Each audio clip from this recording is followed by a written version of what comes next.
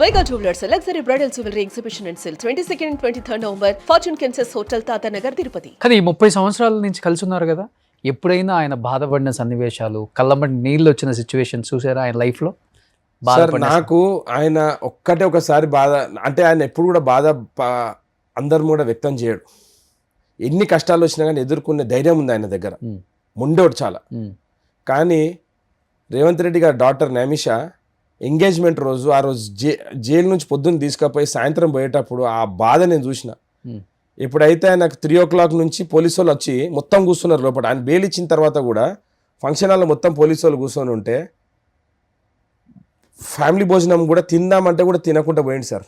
అంత బాధ ఆ రోజు చూసిన. ఒక ఫాదర్ ఎంత ఒక్కగానో కూతురు ఫంక్షన్కి కూడా వీళ్ళు ఇంత కక్ష కట్టి లోపటేయించి బెయిల్ రాకుండా చేసిడు అంటే వీళ్ళకి పాపం తగులుతుంది సార్. ఉసురు కొట్టుకపోయినరు. అందుకే టీఆర్ఎస్ వాళ్ళు రేవంత్ రెడ్డి గారు మామూలు బాధలు కాదు. ఎలక్షన్లో అయితే కొడంగల్లో పోతే బెడ్రూమ్ దర్వాజా ఇరగొట్టి ఎత్తుకపోతారు సార్. అప్పుడు ఆయన ఎమ్మెల్యే పోటీ చేస్తుంటే 2018 ఎలక్షన్ కానీ బిఫోర్ ఎత్తుకపోయినరు. కొడంగల్ని తీసుకుపోయి మా మహబూబ్ నగర్ తీసుకుపోయినరు. ఇంత దుర్మార్గం పని వాడు ఆయన చేసిండు ఎక్కడన్నా? ఇవన్నిటి కూడా ప్రతి ఒక్కరికి ఒక కర్మ అనేది ఉంటుంది. ఆ కర్మ సిద్ధాంతం ప్రకారమే వాళ్ళు ఇవాళ అనుభవిస్తారు.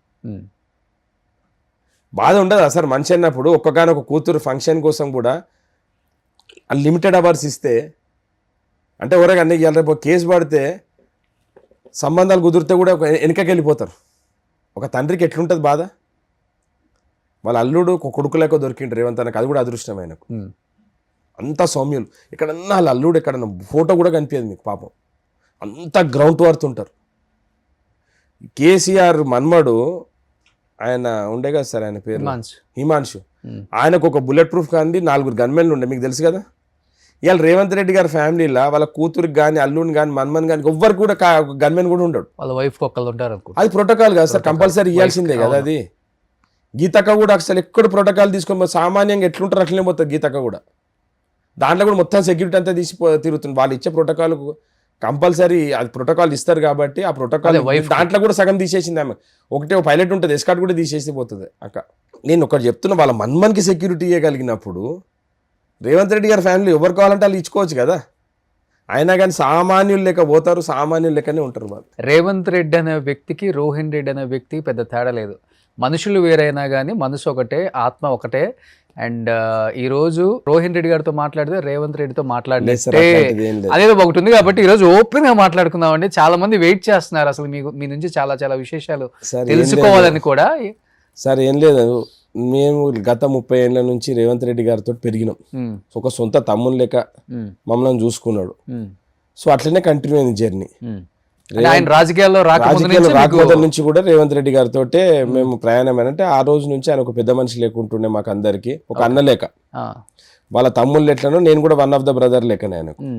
సో అట్లనే రేవంత్ రెడ్డి గారిని చూసి పెరిగినాం మేమంతా. సో ఇప్పుడు అనుమోల్ రోహిన్ రెడ్డి ఎట్లా అనుకున్నా కానీ ఒకటి రేవంత్ రెడ్డి గారు బ్రదర్ అని మాకు ఆ సి పెట్టినా పెట్టినా ఏదైనా కానీ మన రేవంత్ రెడ్డి గారు తమ్ముని కిందనే, ఒక ఫాలోవర్ కిందనే నేను ఆయనని గౌరవిస్తాను.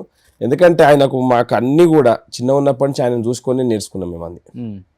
ఒక పద్ధతి ఎట్లుండాలి, ఎట్లా మనం వ్యవహరించాలి. ఇవాళ ఆయన ముఖ్యమంత్రి అయినా కానీ కూడా ఎంత గ్రౌండ్ వర్త్ ఉండాలని మీరు చూసిండ్రు. గత ముఖ్యమంత్రులను చూడండి, ఇప్పుడు ముఖ్యమంత్రిని చూడండి. ఆయన ముఖ్యమంత్రి అయ్యాకన్నా మొదలు ఒకటే చెప్పిండు, మనము ప్రజా జీవితంలో ఉన్నాం, ప్రజలతోటి అందుబాటులో ఉన్నాం. పవర్ అనేది శాశ్వతం కాదు. ఇవాళ ఉంటుంది, రేపు వెళ్ళిపోతుంది. కాబట్టి మనం ఇప్పుడు ఎట్లున్నామో రేపు కూడా అట్లనే ఉండాలని చెప్పి క్లియర్గా కూర్చోబెట్టి చెప్పిండు ఆయన అందరికీ. ఎప్పుడు చెప్పారు ఇది? ఇక ప్రమాణ స్వీకారం చేసే కన్నా మొదలు ఆయన ఎప్పుడైతే అనౌన్స్ అయిందో ప్రమాణ స్వీకారం చేస్తాను 2 రోజులు గ్యాప్ ఉన్నప్పుడు దగ్గర వాళ్ళకి అందరికి చెప్పిండు, పవర్ అనేది శాశ్వతం కాదు. ఇవాళ నేను ఒక మాట చెప్తానండి, ఆయన కుటుంబ సభ్యులు ఉన్నారు, ఆయన బంధువులు ఉన్నారు, ఎవరికైనా కానీ ప్రభుత్వంలో చోటిచ్చిండా, అధికారంలో చోటిచ్చిండా. ఇవాళ కాంగ్రెస్ పార్టీని ఒంటరిగా పోరాటం చేసిండు. కాంగ్రెస్ మీరు చూడండి, అప్పుడు కాంగ్రెస్లో కేసీఆర్ అంత పవర్ఫుల్గా అంటే ఆయన దగ్గర ధనబలం ఉండే, అధికార బలం ఉండే, అన్నీ ఉన్నాక కూడా రేవంత్ రెడ్డి గారు ఆ రోజు కాంగ్రెస్ పార్టీని భుజాల మీద తీసుకొని అందరు నాయకులను సమన్వయం చేసి కాంగ్రెస్ ప్రభుత్వం తీసుకొచ్చిండు. వచ్చిన కాంగ్రెస్ ప్రభుత్వంలో మీరు చూడండి సోషల్ ఇంజనీరింగ్ కూడా ఎంత పర్ఫెక్ట్గా చేసి అందరు పదవులు వచ్చినాయి. ఇవాళ చైర్మన్లు అయినరు, మంత్రులు అయినరు, ఎమ్మెల్యేలు ఉన్నారు, ఎమ్మెల్సీలు చేసిండ్రు, రాజ్యసభ సభ్యులు అనిల్ యాదవ్కి రాజ్యసభ ఇప్పించిండు. అంటే మీరు చూడండి ఒక విధంగా ఆయన ఎంత చేసినా కానీ పార్టీ స్ట్రక్చర్ని ఎక్కడ కూడా డిస్టర్బ్ చేయకుండా పార్టీ నాయకులకు అందరు కాంగ్రెస్ పార్టీ కోసం కష్టపడ్డ నాయకులకు అందరు పదవులు వచ్చినాయి. అర్బన్లో కావచ్చు, సిటీలో కావచ్చు, ఎక్కడ కూడా కాంగ్రెస్ అనేది వాళ్ళ ఉనికి చాటుకోలేకపోతుంది, ముందుకు వెళ్ళలేకపోతుంది, కేవలం రిబ్బన్ కట్టింగ్లకి పరిమితం అయిపోయింది అనే మాట వాస్తవంగా. మీరు ఒక సినిమా తీసిండు అనుకోండి, ఆ రా ఫుటేజ్ చూస్తే మీకు అర్థం కాదు. సినిమా కంప్లీట్ ఎప్పుడైతే మీకు స్క్రీన్ మీదకి వస్తుందో అప్పుడు అర్థమవుతుంది. రేవంత్ రెడ్డి గారి కృషి 20 నెలలే, ఇంకొక 6 నెలలు ఆగండి. 6 నెలలు ఆగిన తర్వాత రేవంత్ రెడ్డి గారు చేసిన ఫౌండేషన్ అంతా మీకు 6 నెలల లోపల ఫస్ట్ ఈ క్లీనింగ్ ప్రాసెస్ అంతా జరుగుతున్నది, తర్వాత ఇప్పుడు బిల్డింగ్ ప్రాసెస్ జరుగుతున్నది.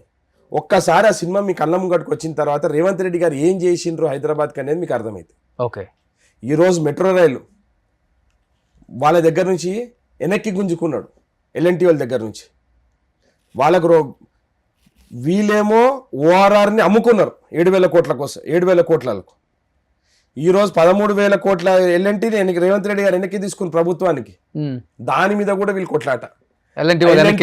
భూములు అన్ని కూడా రేవంత్ రెడ్డి దానికోసం స్కీమ్లు వేసి రేవంత్ రెడ్డి గారు గుంజుకున్నాడని. ఆ భూములు వస్తే రేవంత్ రెడ్డి గారు జేబులోకి పోతాయి.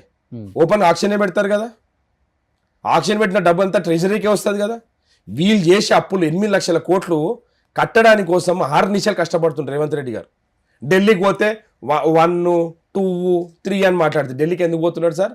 కేంద్ర మంత్రుల దగ్గర పోతున్నాడు, లోన్ రీస్ట్రక్చరింగ్ కోసం పోతున్నాడు, కేంద్ర మంత్రుల కోసం పోయి మెట్రోని విస్తరించమని అడుగుతున్నాడు. కేంద్ర మంత్రుల దగ్గర పోయి ఈరోజు కంటోన్మెంట్ బోర్డుని కూడా చేసి దానికి మున్సిపాలిటీలు గడిపించిండు. ఈరోజు రేవంత్ రెడ్డి గారు పోయి ఎన్ని రోడ్లు తీసుకొచ్చిండ్రు, ఓఆర్ఆర్ని తీసుకొని వస్తున్నాడు. రేవంత్ రెడ్డి గారు హైదరాబాద్ని ఎక్స్పాండ్ చేస్తున్నారు. రేవంత్ రెడ్డి గారిని హైదరాబాద్ కోసం పదే సార్లు పోయి అడగకుండా కూడా అమ్మ కూడా అన్నం పెట్టదని ఒక సామెత తెలుసు కాబట్టి పదే సార్లు పోయి అడుగుతున్నాడు. 50 నుంచి 55 సార్లు వెళ్ళి ఉంటారా? ఎందుకు పోతున్నాడు? ఎందుకు పోతున్నాడు? రాష్ట్రం కోసమే పోతున్నాడు కదా. ఏ ఫ్లైట్ లో పోతున్నాడు సార్? స్పెషల్ ఫ్లైట్ లో పోతున్నాడా? అంటే ఇండిగో ఎయిర్లైన్స్ లా ఎకనామిక్ క్లాస్ లో పోతున్నాడు. ఎందుకు వెళ్ళాల్సి వస్తుంది అట్లా? అంటే నేను కూడా అడుగుదాం అనుకున్నాను. సీఎం అనే వ్యక్తి స్పెషల్ ఫ్లైట్ లో వెళ్ళిపోతారు, పోతే ఎంత ఖర్చు వస్తుంది సార్? ఎవరు కడతారు సార్? అది ప్రభుత్వమే కట్టాలి. ప్రతిసారి రేవంత్ రెడ్డి గారు ఇండిగోలో వెళ్తారు. ఇండిగోలో పోతున్నాం, మీరు కూడా వెళ్తారు పక్కన. ఇండిగోలో పోతాం, ఇండిగోలో అందరం కలిసి ఇండిగోలో పోతాం సార్. ఇండిగోలో ఎకనామిక్ క్లాస్ లో పోతాడు. ఒక ముఖ్యమంత్రి ఎకనామిక్ క్లాస్ లో పోవాల్సిన అవసరం ఉందా? మరి దాని గురించి రాయడు. రేవంత్ రెడ్డి గారు ఎట్లా పోతున్నారని రాయరు. కానీ రేవంత్ రెడ్డి మాత్రం ఢిల్లీకి పోతున్నారు రాస్తారు. రేవంత్ రెడ్డి గారు ఎకనామిక్ క్లాస్లో ట్రావెల్ చేస్తున్నారని రాయరు. నాయకులు కూడా చెప్పారు. ఏమైనా బిజినెస్ క్లాస్ లేక వాళ్ళ లెక్క తిరుగుతున్నాడా, లేకపోతే వాళ్ళ లెక్క హెలికాప్టర్ కొనుక్కున్నాడా రేవంత్ రెడ్డి గారు?